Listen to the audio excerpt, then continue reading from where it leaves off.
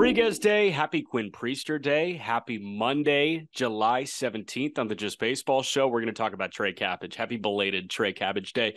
Jack McMullen, RM Layton, Just Baseball Show, as always, presented by BetMGM. Use promo code JustBaseball. Start betting with the king of sportsbooks. Walker Buehler on the trade season, the deadline season, and how that affects a clubhouse. As a young guy, as an old guy, he's never been traded, but he's been on a perennial buyer. So we want to talk through that with him.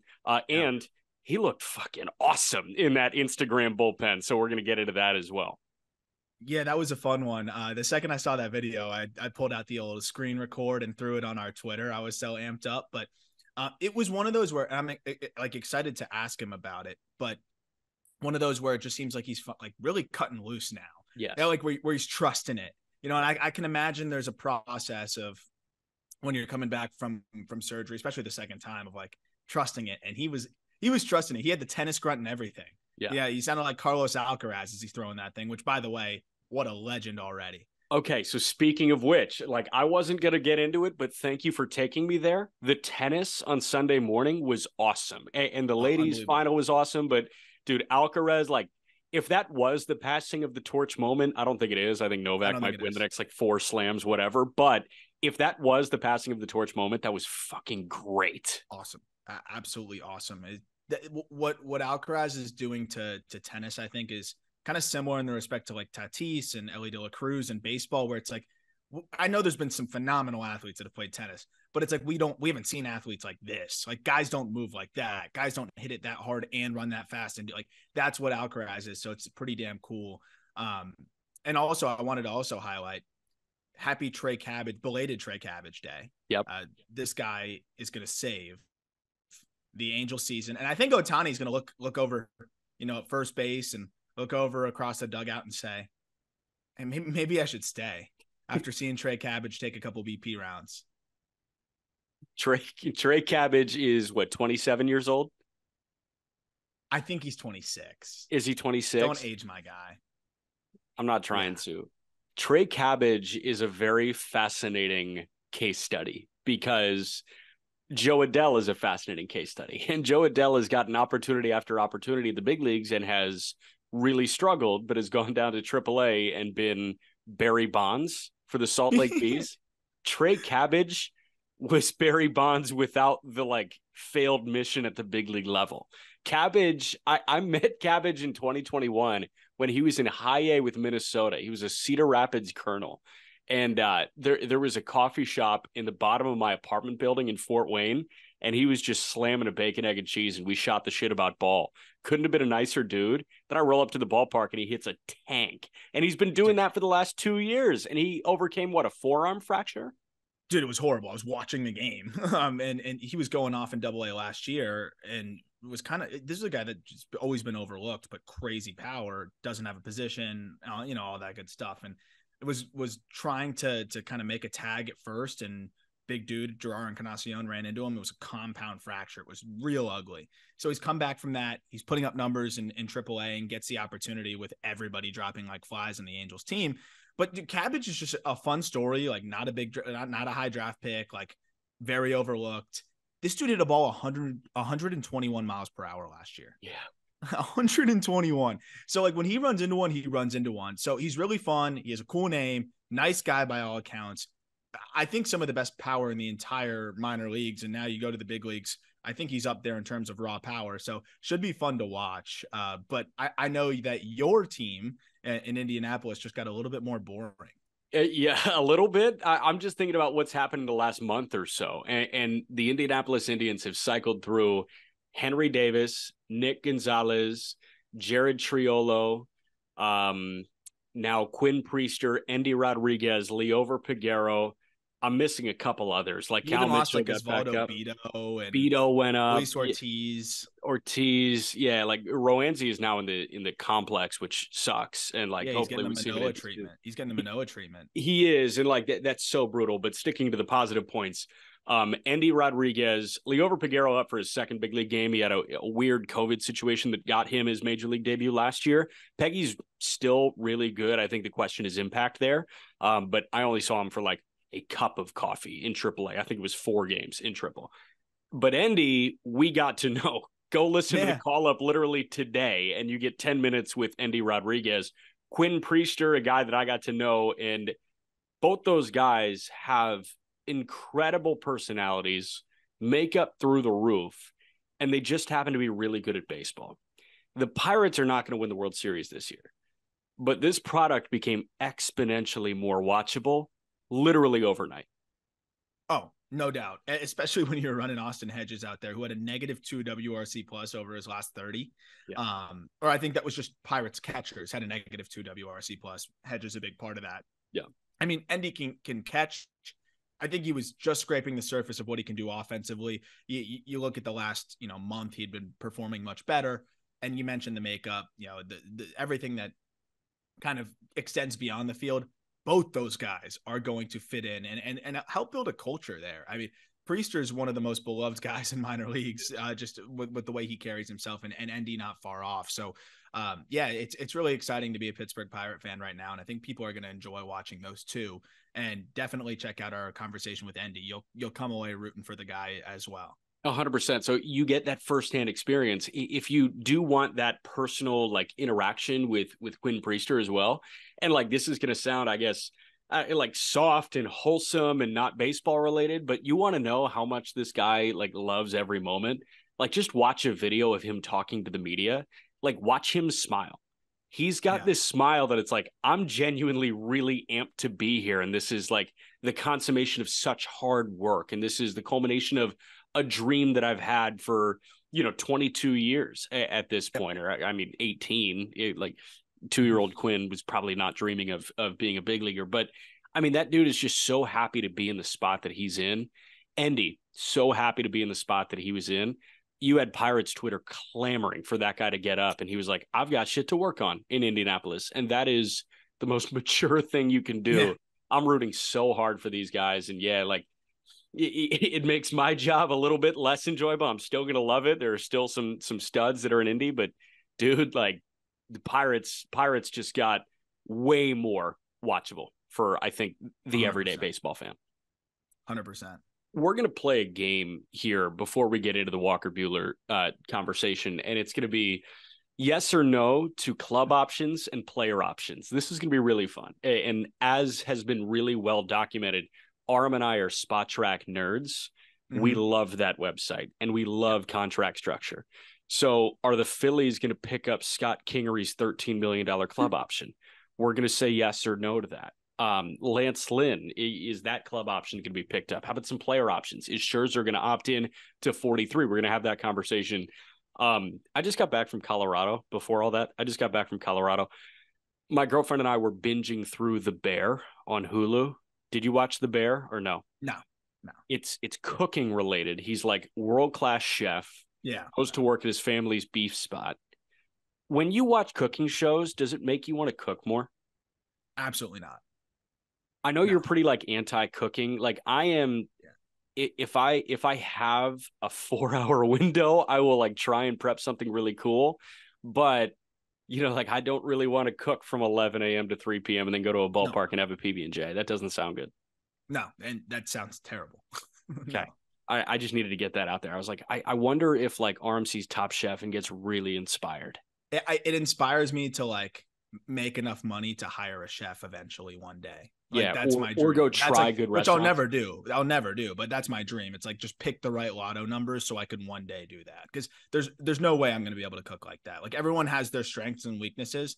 And I think all of my abilities were shifted towards writing or, things that of different nature that use different parts of your brain. Yeah. When it comes to art and or food, creation, things like that, no shot. I'm horrible. No. So what you don't have in smoking meat, you do have in finding low A guys with elite zone contact. Oh, absolutely. Got you. That's it. Okay. Let's play club option, player option. We can start with the player options if you want. We're going to walk through 10 to 15. And honestly, we're going very rapid fire here. And I just want a yes or no. Does this player opt in? We're not factoring trades in right now. No. Some of these guys that we're going to talk about could be traded before this deadline. don't care about that. And it gives you something to watch also the rest of this half, because some of these guys are no-brainer knows, but there's some guys that, based on the way they perform in the second half, could sway the direction of these options for either side if it's a player or a club. Do you think Max Scherzer fits into that build? Like, do you think he's playing to opt out of this deal? Because I think right now, this cat's opting in to 43.3. Yeah, no, there's no way he opts out. He's just kind of getting a little bit worse and a little bit worse. Like, I know he's still good, but no one's giving him more than that on the open market now. No, and I don't think anybody's giving him a 3-year deal. I think they're probably giving him a 1+1. And why not just take 1 year at 43.3? That's more than double the next highest player option, which is Marcus Stroman at 21. And this is abundantly clear that he is saying no to opting into this player option. He's going to opt out. He's going to go get his bag. Deservedly so. Yep. This guy has been pitching out of his mind right now, but he has made very clear that he's someone that knows his worth, and he's worth a lot more than $21 million next year. 100%. But he's also made it clear that he wants to stay in Chicago. And I actually loved what he said the other day, that basically, like, I'm not a believer in, like, oh, you have to sell all of your pieces, you know, if you're not winning by either you're not X games up, you know, before the deadline. Like, we have some good pieces here. I know Bellinger wants to stay. I want to stay. Like, we can build a winning culture here. And I want to be here. The one thing that I thought was annoying was I saw fans like, oh, then opt in. Well, it doesn't mean that he should like sell himself for 60 cents on the dollar. I liked how he went about it. It wasn't obnoxious. It wasn't, rude. It was more like kindly putting the pressure on the Cubs front office, which I thought was cool. That was the only one I'll go that long on, but I really liked what he said. And if you want to hear more, like, look up that quote. I thought it was really eloquently put by Stroman. No, I appreciated that too. And I love that he looped Bellinger into that because he almost made it like not about himself. And it was about himself in essence. Yeah. And like this is a good place to play. And we believe in this direction. Like you can't get mad at him for what he said. And he made a really good point too. And, we are prospect huggers, quote unquote, and we're going very long on Stroman. Promise we're going to speed things up. But we are prospect huggers. Like, I think we're ready to just plug and play Pete Crow Armstrong in center field. Yeah. If you've got a Bellinger at an 800 OPS, hold on to that guy for dear life. Yeah. And if you got a Stroman there too, like, look at the next few years. That those guys could be two of your best players on a playoff team. Yeah, and Cade Horton can be the 5. Cade Horton doesn't need to be the 1 next year. It's okay. Like, Stroman can. He's also on the development list as they manage his innings because he's never thrown more than like 60. Exactly. So again, it just kind of shows you the difference here. We're talking about layers. 100%.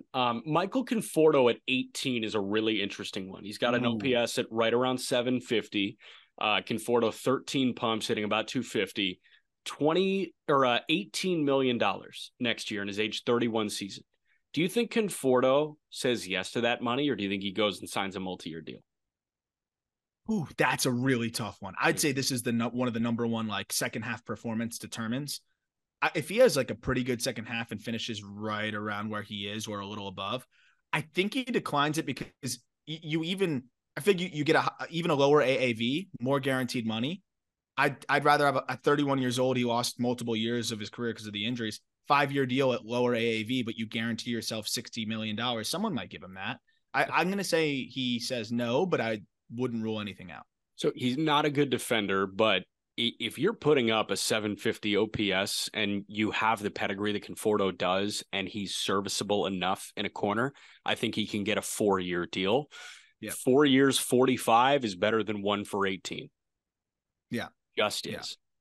Josh Bell, 16.5 next year. This guy has been an utter disappointment. This is an easy opt-in to this player. He's holding him hostage. That's an opt-in. Mania is an opt-in as well. $15 million. Yeah, that's easy. What do you think of Ross Stripling at 15? What's he at this year? What's his numbers? Stripling, I know, was hurt for a little bit. Ross Stripling, I'm pulling up the exact numbers right now. Stripling, 33 he's opting in. He's opting in. At 45 innings is 6-1. He'll opt in. And it was like lack of availability in the early goings. But this guy was a great swingman for Toronto last year. But hey, man, like, you signed this deal after that great deal in Toronto. Yeah. So, okay. A couple more on the player option front. Andrew Heaney at 13. How do you feel about Heaney at 13? Ooh, that's a really close one. I Mm-hmm. know Heaney hasn't pitched great, but you know what these guys are getting paid. Mm, I think this is If a big second half. Second half determines it. If the Rangers have a good year, he might just opt in just to be with them one more year and try to pitch it, a little bit better. so, he's thrown 91 innings. He's got a 4.43. He'll be 32 years old. I'm gonna say opt out, Me but too. I wouldn't be surprised either way. I think opt out as well. And I think that this guy, like this kind of build, especially seeing what Eovaldi has done, like Eovaldi is a way better pitcher than Andrew Heaney. I stand firmly on that. But seeing what Eovaldi has done at this point, when he is, feels like been around the league a little bit, I think Eovaldi, if he hit the market this year, he'd get a 4-year deal. So if Yeah. Heaney could get a 3-year deal at lower AAV, I think he does that. If he could get the Tyler Anderson type contract, like Yep. I think he could get something close to that. Yep. Two more for me. Soler, easiest opt out ever, $9 million. Yeah, that guy, he put up, like, he kicked things into a different level now that he knew, that there was money on the table here. He's opting out in 2 seconds. And I'm interested to see how the Marlins handle it. Last player option, Justin Turner at 13.4. He's got an 836 OPS, but he's 38 years old. Dude, he's one of the hottest hitters in Major League Baseball right now. Like, he's playing out of his mind. Yeah. You said 13? 13.4. I mean, the QO is what, 18 and change? Yeah. I think someone would give him a bigger deal than that. I You really think do. so the magic number in the worst way is 40. You give him a 2-year deal after this, if he opts out, you're paying him through his age 40 season. I just feel like, yeah, this is a tough one, but on a 1-year deal, even, don't you think someone offers him 15, 16, but maybe it's not worth the headache? I don't know. I'm interested. Does he want to change scenery again, at this stage of his career? I'm going to say opt in, because he has a role there too, and there's no one that's going to really push him aside right now. Yeah. But I wouldn't be surprised if he opts out, because there's some, if his agents think that there's enough teams out there that would give him something, then maybe that happens. But I'm going to say opt out. I got to do a deeper dive. opt in. Excuse me, opt in. Sorry. Got you. I'm going to go opt out. Just because I think like he's the type to test the market and get a 1-year, $15 million deal to be the veteran presence for a certain team. I got to dive deeper into this. He's repped by Vayner Sports. Do you know, is that Gary V? Oh, I hope not. I don't think it is, but it might be. There's no way. I don't think so either. Like it's a big agency, like Sauce Gardner, Bo Bichette, like they cross sports. They're huge. It's Gary Vaynerchuk is Gary V's name. So I just hope it's not Gary V. Yeah, all right, run us through some club options here before we get to Walker Buehler. I'll start with the no-brainers, in terms of like probably no's. Actually, no, we'll just kind of bounce around. Yeah. Joey Votto, though, on a 20 million club. No. Even though it's been nice to kind of see him, perform a little bit here. Charlie Morton on 20. Yes. That's a club picks that up. That dude has been so ridiculously reliable. I know. Yeah, I'm with you. 20 million. Even if he's a step down, you're not going to be pissed about that money. Mike Moustakas, club option at 20 million. Respectfully, no. Lance Lynn, club option at 18. Okay, so no. He's an incredibly cheap rental. I wonder what happens, because like, hey, recency is everything, man. I wonder what happens if he goes to a new team, has new life injected into him, and 18 looks like, pennies for a good Lance Lynn that's throwing in the postseason. Yeah, I think he'd have to have a really wild stretch of just dominating. And we saw it. He was a Cy Young candidate in 21. Dude, he had a 16 strikeout outing. You can't do that by accident. He just did that this year. Yeah, I wouldn't rule it out, but yeah, I'm with you. I think ultimately that's going to get declined by whoever acquires him. Yeah. Herman Marquez at 16. He's hurt. So you never know with the Rockies though, bro. Yeah, it's a shitty scenario because Marquez would be due back around the All-Star break next year, and that was a TJ thing. And Marquez, like, I think the Rockies need to hold on to German Marquez for dear life. Yeah. I think Yeah. they could have an honest conversation with Marquez and say, hey, we want to make you a Rocky for the rest of your career. Opt out of this. We'll give you a backloaded deal where we're paying you, I don't know, 5 next year, and you throw half the year, and it quickly escalates from there. So I could see a unique contract structure coming Marquez's way. Yeah, no, I'm with you. And the Rockies it would be classic. Rocky, yeah. Nick Martinez, who went to Fordham, by the way. I didn't even know that. I had no idea. 16 million. Like no, but maybe like my gut just says no. Yeah, apparently if they decline, the options convert to $8 million player options. I guess that was kind of like an insurance policy in case he was so terrible that, if they decline it, he can still, opt in and then still get 8 million. That's unique. But he's in between there where club would decline 16, he would decline 8. So it's technically a mutual option, and he'd hit the open market. How has Martinez been? Like, every time I check in, he's like, I feel like he's just a fours guy. Yeah, I just don't think you swallow your pride and give him 16 for next year. Like, I think this is your opportunity to kind of take a stance. And he's got a 3.8, and he's made 34 out of his 38 appearances have been out of the bullpen. Yeah, I'm not paying 16 for a reliever with a high threes, especially with their payroll. Yeah, no, I mean, because it when you factor in the penalties and stuff for being over the threshold, it's going to be 22 million or whatever it is. Right, and he got this deal ahead of this year. It was 1 year, 10 team options the next 2 years. It was one of the weirder structured. That was a fun like spot track dive, and it was somewhat big money for Nick Martinez. Oh, we were shocked. Yeah, we were shocked. But he's held his end of the bargain. I feel like he's been like, I don't want to say he's been a $10 million pitcher this year, but I guess he has in this market for the San Diego Padres because they throw last year he was for sure. Last year he definitely was. Last year he earned this 1+2 deal. This year I wonder how AJ Preller goes about this, because you're right, he is totally a tweener between 16 and 8, and that might create an open market scenario for Nick Martinez. A few more really funny ones and honestly really good ones as well. This one's not funny, actually. I'm actually very curious what I assume they picked this up. Liam Hendricks at 15. You're just picking that up for so many reasons, right? Yeah, have to. That's the heart and soul of your team. Guy works his ass off. Incredible story. And when he's on the mound, he's worth 15 million. He's one of the best funny one is Tim. Yeah. So what'd you say? No, he's one of the best closers in baseball when he's 100%. Tim Anderson's a pretty funny one to me, because 14 million, when if you told me that, like, if we looked at this option 2 years ago, we'd be like, oh, what a steal. This might be a conversation. I think ultimately you pick it up because you can move him as a rental in the second half with 7 million left on his deal or whatever it would be. Yeah. And get something. But man, like, do you think there's any chance it doesn't get picked up? No, I don't think so, because if he is a White Sox at season's end, that's kind of an optics nightmare if you decline that club option. If you ask me on April 1, absolutely yes, they pick it up. If you ask me on May 1, absolutely yes. If you ask me on June 1, absolutely yes. July 1, probably. July 16, probably. Let's check in again on August 1st.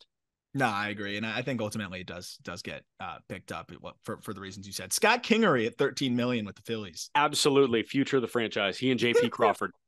That a good old pre-arb deal. Paul DeYoung at 12.5 is a no. Mark Canha at 12 is looking like an easy no. Really? You think easy no? I think so. Right now, I mean, everything just is coming up shit for the New York Mets right now. 12 for a 730 OPS guy. Yeah, he's doing a little better than I thought, honestly. Yeah, I mean, and we know, like, Mark Canha is more than, just like the numbers, I guess. Like, I don't know. I feel like he's one of the level-headed veteran presences on that New York Mets team. I think that's a good guy to keep around, honestly. I think that's a yes for me. Okay. Yeah, I think that's a really close one. Second half performance. It is a 2 million kicker for the buyout. So that does probably influence a little bit, but I don't think Uncle Steve cares about that. No. Corey Kluber, Johnny Cueto, no brainer knows. And then to wrap up, I know I had one more here that was really interesting. Joe Kelly at 9.5. He looks solid. And they picked that up. Like, no. Like, he looks good, but no. At 9? 9 for reliever. I think we hit this weird spot over the last couple of years where relievers were just making way too much fucking money. Like Rafael Montero signing that deal was nuts. No, I agree. Joe Kelly getting a 2-year, $17.5 million deal. That was nuts. I agree. No, I agree. So, last one for you. Sorry. Yeah. Max Kepler at 10. No, I think you have way too many young bats to keep Kepler in the fold. Honestly, like I'm thinking get Kepler out of the lineup every day now, and this is an easy way to do that. They should trade him. They should. Honestly, if you plan on declining that contract, he's not playing much of a part on that team. Joey Gallo is just fully a better version of what we thought Max Kepler was going to be for them, which is crazy. Move that guy. Go get a lower level lottery ticket. Oh yeah. No, I'm with you.